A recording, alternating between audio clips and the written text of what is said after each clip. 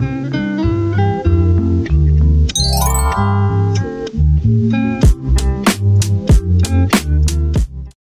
guys, samahan niyo ako magsimpla ng kape.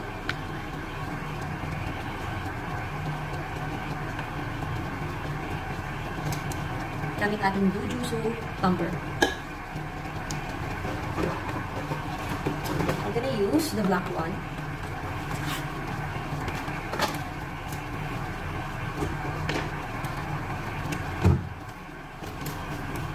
So, nakapagpakulo na tayo ng tubig.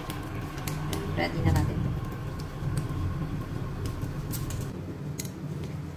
Isang stick. Okay.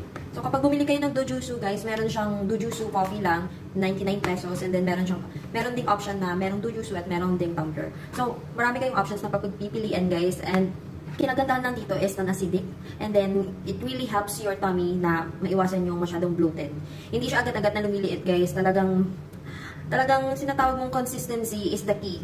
Kapag kape kayo ng walang sakit or hapdi sa tiyan, try it. And kung ayaw nyo po talaga ng black coffee, meron naman po silang macchiato, meron din po silang latte, meron din po silang matcha. So, there's a lot of options that you can, choose, and kaya na po bahalang mag-explore kung saan yung mas bet ninyo. For me, yung bet ko po yung black kasi minsan yung black nilalagyan ko siya ng milk or minsan iniinom ko siya ng just black alone. See it for yourself, guys.